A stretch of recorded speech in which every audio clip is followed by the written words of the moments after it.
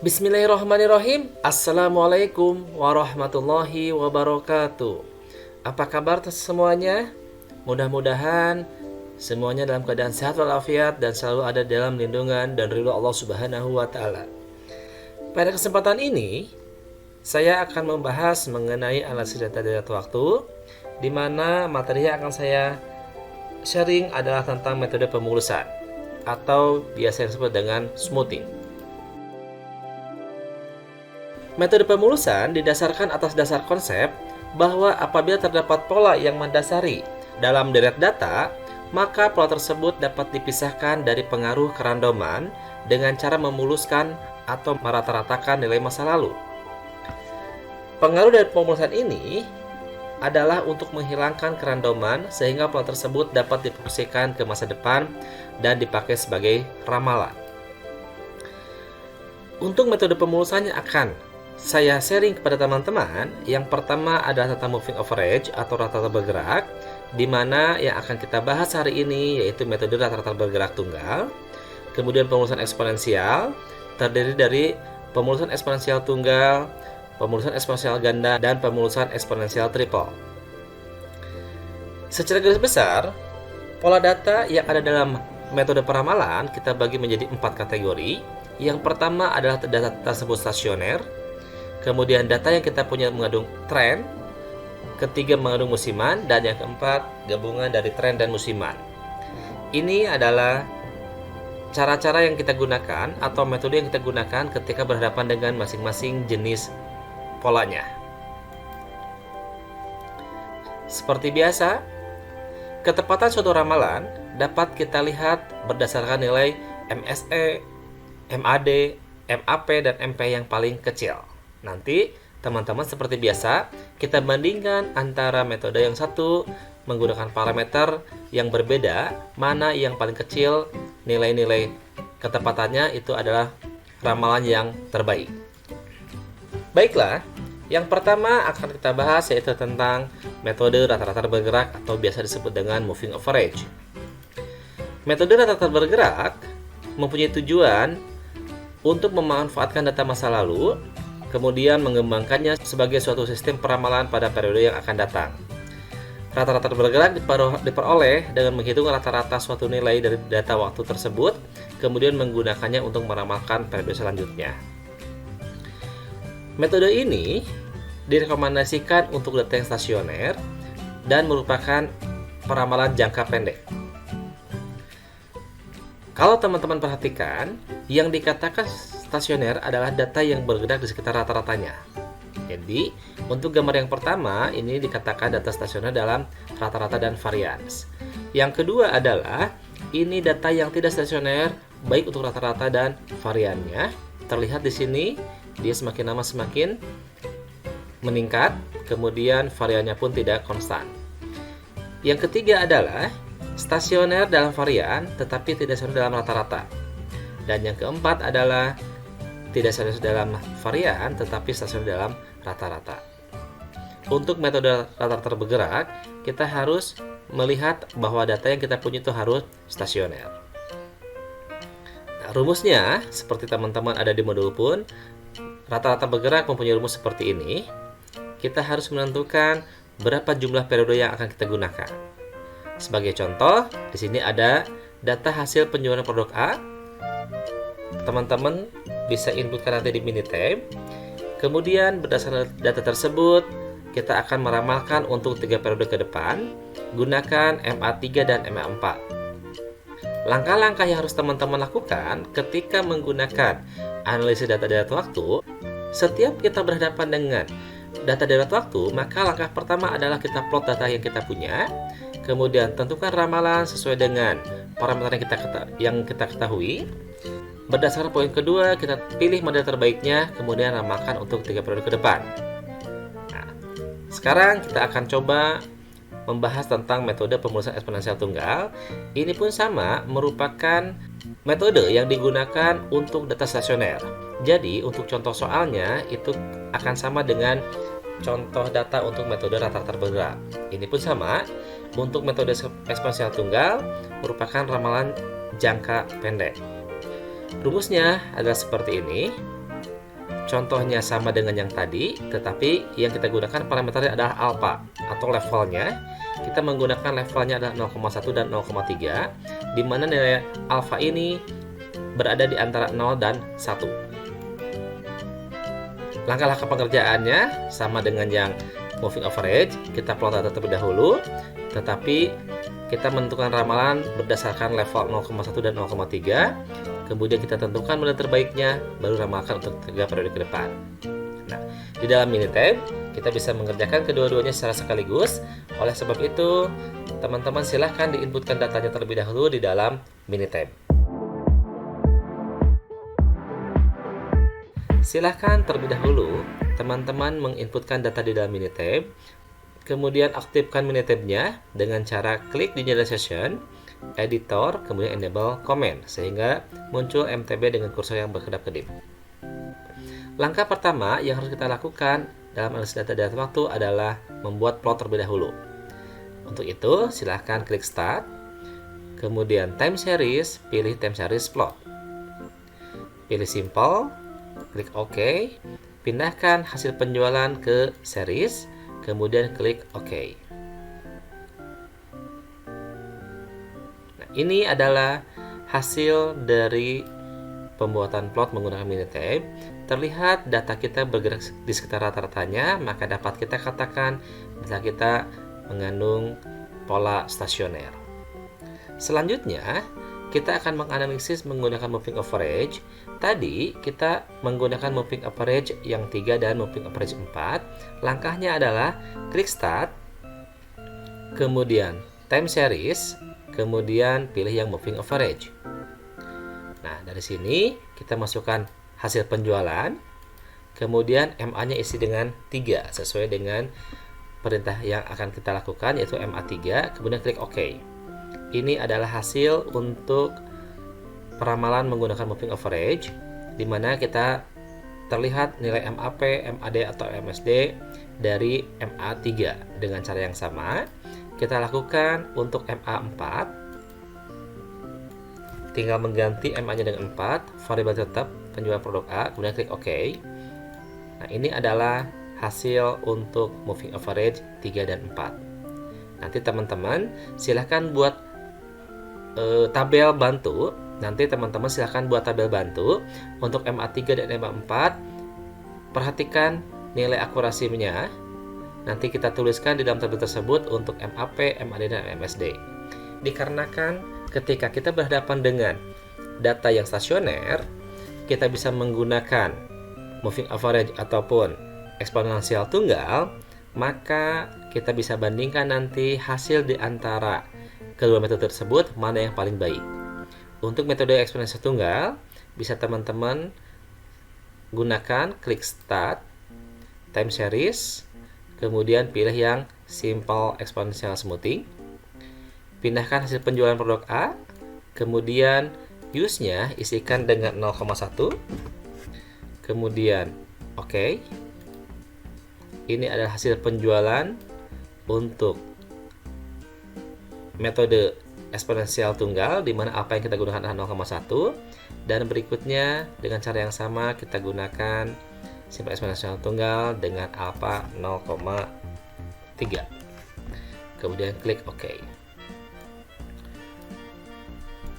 Dari hasil analisis yang dilakukan oleh Minitab, kita mempunyai hasil moving average 3 dan moving average 4, juga untuk single exponential smoothing alpha-nya 0,1 dan single exponential smoothing untuk alpha-nya 0,3. Teman-teman silahkan buat tabel bantu, gunakan nilai-nilai akurasi yang ini, nanti bandingkan mana yang paling kecil. Itu yang digunakan untuk peramalan. Nah, ini adalah merupakan penentuan tabel bantu untuk penentuan model terbaik. Kita tentukan moving average yang ketiga, moving average keempat, single exponential smoothing yang alpha 0,1 dan alpha 0,5 dengan menuliskan nilai MAP, MAD, dan MSD-nya. Kemudian teman-teman silahkan buat narasinya, kenapa memilih alfa 0,1 sebagai peramalan yang terbaiknya, baru nanti lakukan yang namanya peramalan untuk 3 periode ke depan.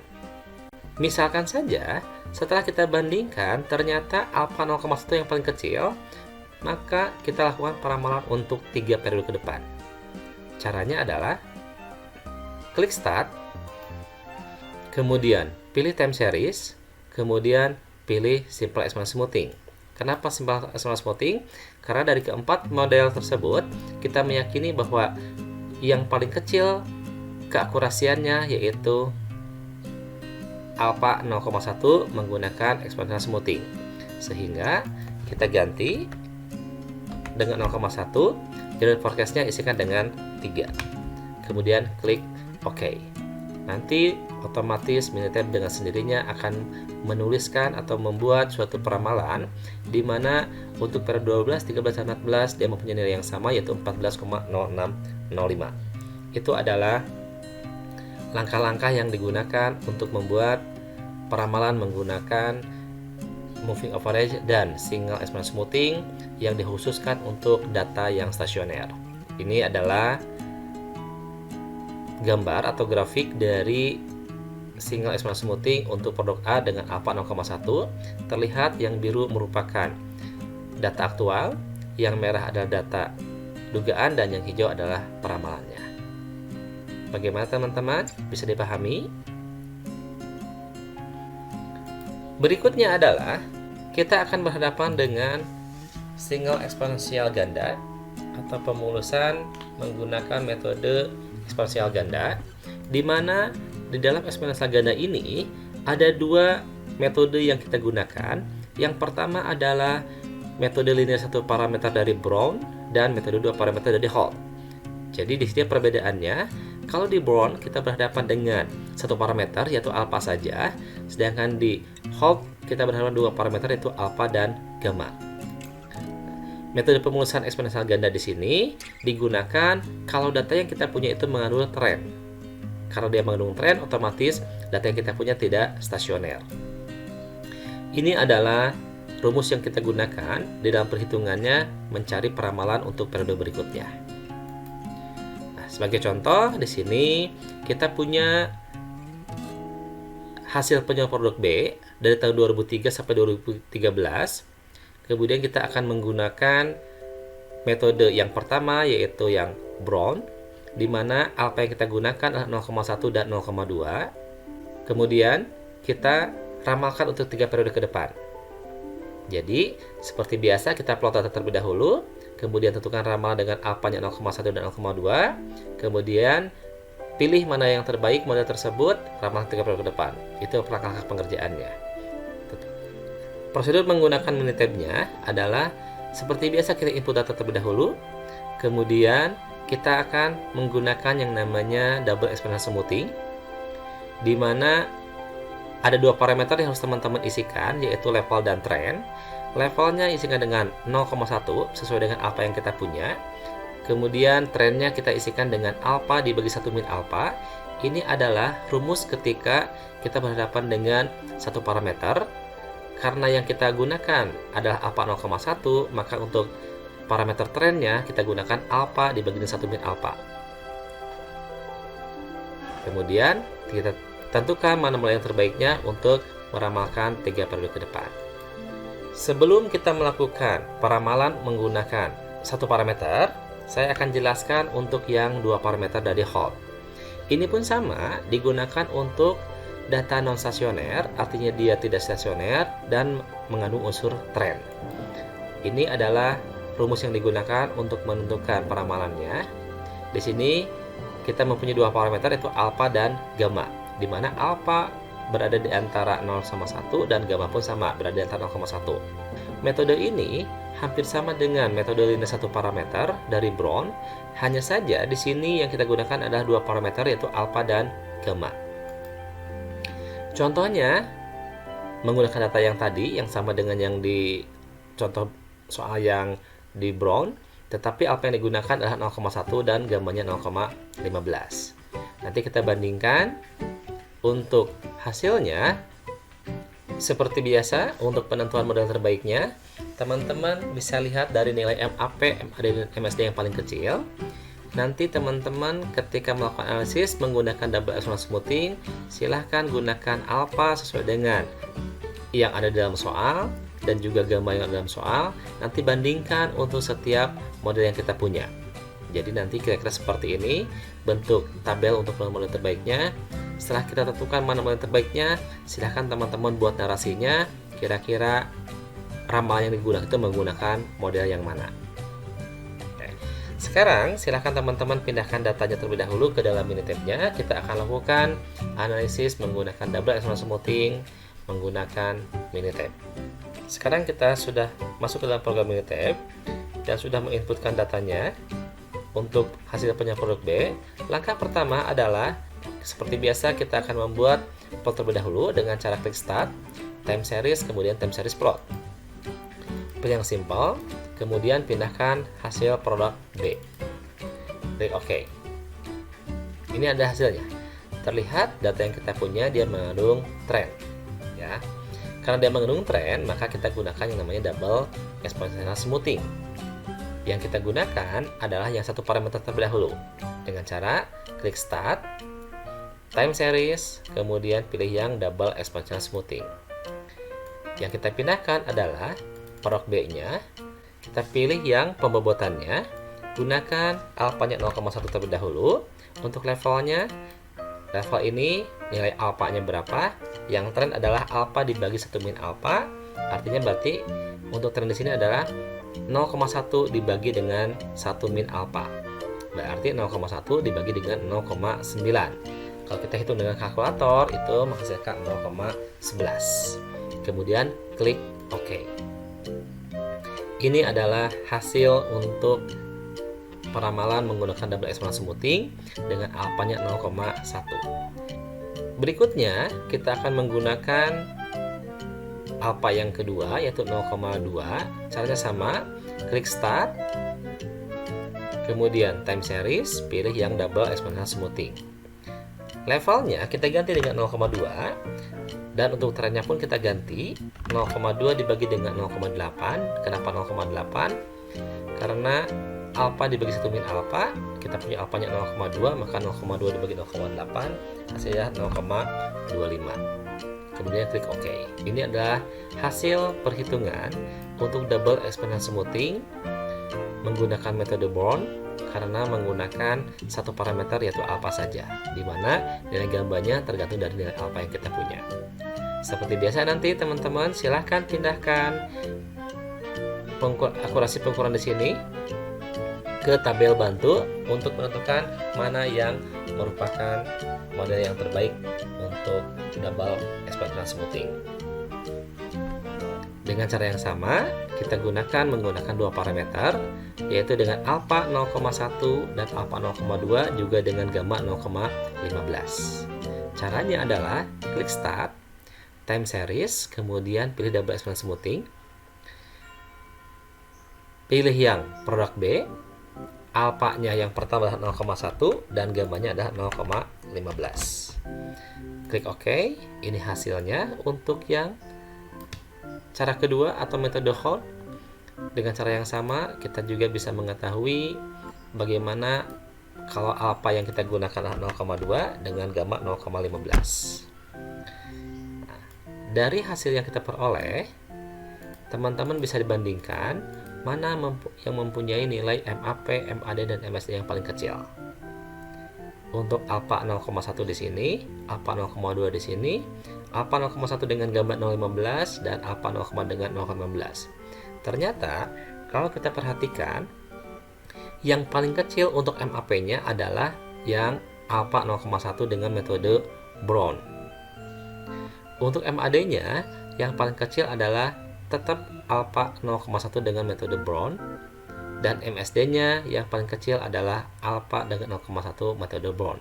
Sehingga berdasarkan kriteria dari nilai MAP, MAD, dan MSD, yang paling kecil ada di double exponential smoothing dengan menggunakan alfa 0,1 metode Brown. Oleh karena itu, untuk membuat peramalannya nanti teman-teman gunakan yang alfa 0,1. Caranya adalah klik start, pilih time series, kemudian pilih double exponential smoothing, ganti alfanya dengan 0,1 dan trennya dengan 0,11. General forecast isikan dengan angka 3. Kemudian klik OK. Nah, ini adalah plot untuk peramalan dengan menggunakan alfa 0,1 diperoleh nilai peramalan untuk bulan ke-12, untuk tahun ke-12, 13 dan 14 adalah seperti ini. Itu adalah langkah-langkah di dalam Minitab ketika kita berhadapan dengan double exponential smoothing. Bagaimana teman-teman? Bisa dipahami? Ketika nanti akan ada pertanyaan, silahkan ditanyakan pada saat praktikum.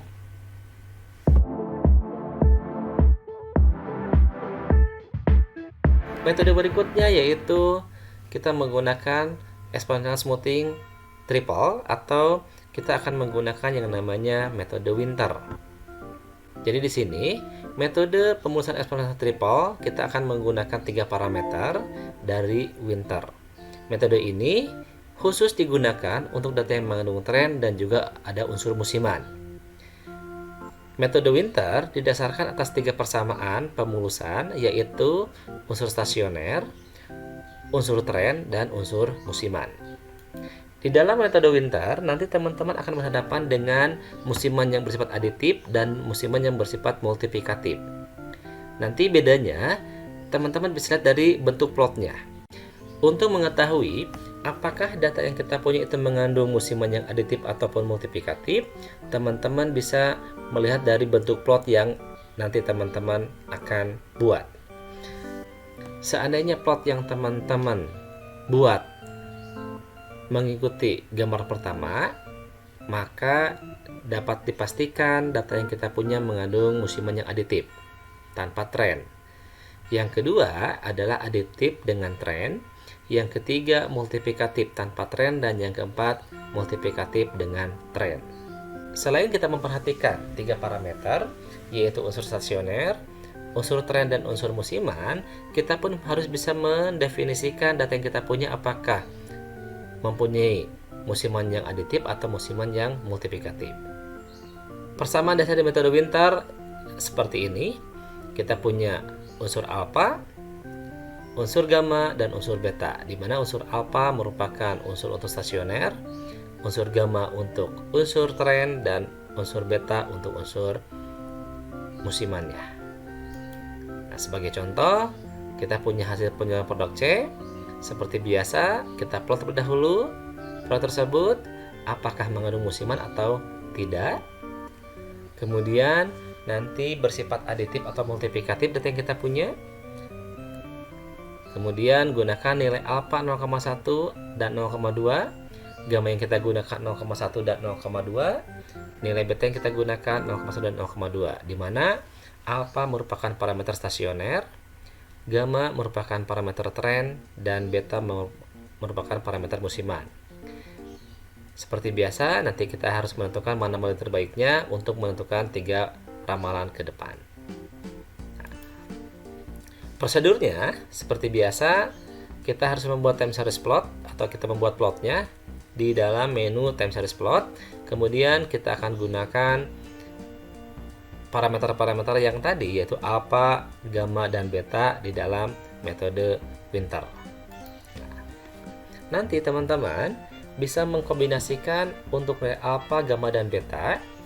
Namun sebagai contoh, saya akan menggunakan 4 model dari Winter, di mana kita menggunakan alfa, gamma, dan beta yang berbeda-beda.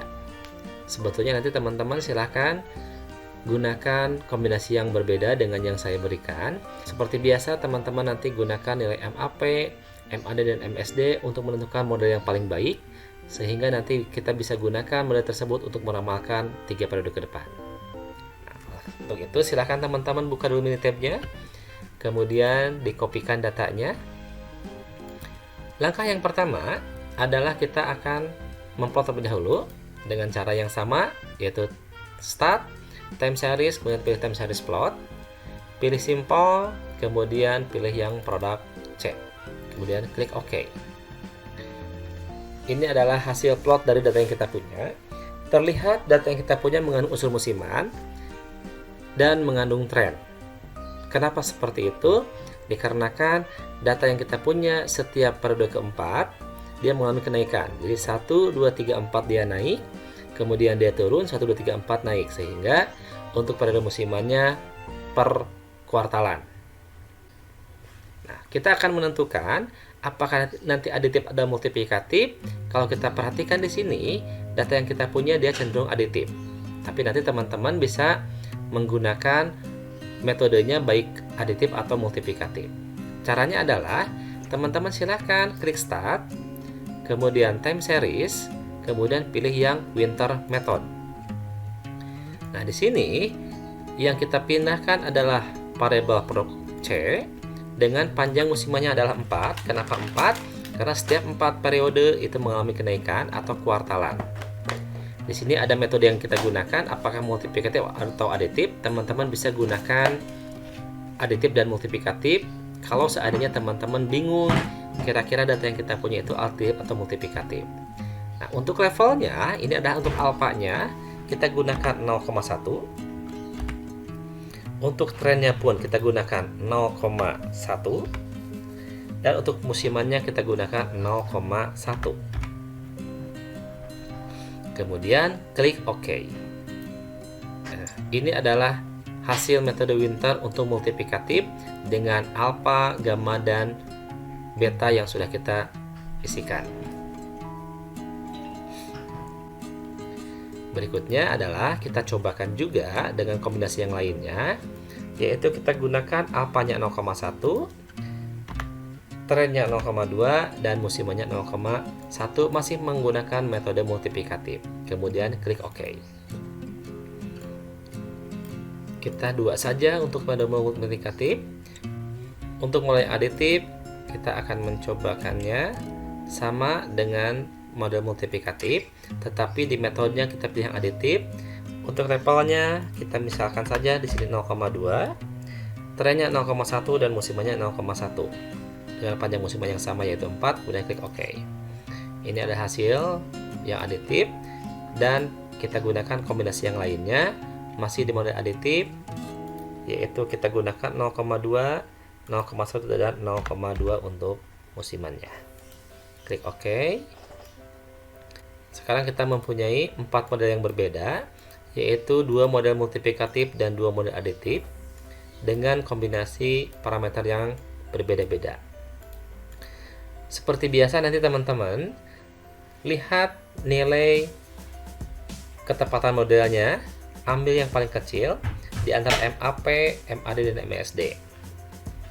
Berdasarkan data yang kita punya, nanti teman-teman pindahkan ke dalam tabel bantu untuk penentuan model mana yang digunakan untuk peramalan, atau dalam hal ini dari keempat model tersebut mana yang paling baik, baru kita ramalkan untuk 3 periode ke depan. Kita lihat berdasarkan nilai MAP-nya. Yang paling kecil adalah nilai aditif untuk alfa 0,2, gamma 0,1, dan beta 0,2. Untuk MAD-nya, yang paling kecil adalah untuk yang model aditif dengan alfa 0,2, gamma 0,2, dan beta 0,2 juga. Dan untuk MSD-nya yang paling kecil masih di model aditif dengan alfa 0,2, 0,1, dan 0,2. Sehingga dapat disimpulkan untuk kasus yang kita punya, yang paling baik adalah metode aditif dengan alfa 0,2, alfa 0,1, dan gamma 0,2. Sehingga nanti untuk peramalannya kita gunakan yang model aditif. Caranya adalah klik start, pilih time series, kemudian pilih winter method. Kita gunakan model aditif dengan alfa 0,2, trennya 0,1, dan musimannya 0,2. Baru klik generate forecast-nya, isikan dengan angka 3. Klik OK, maka kita akan mempunyai hasil peramalan untuk 3 periode ke depan, yaitu dengan periode yang ke-16, 17, 18 dengan nilai yang sudah tertera di dalam Minitab.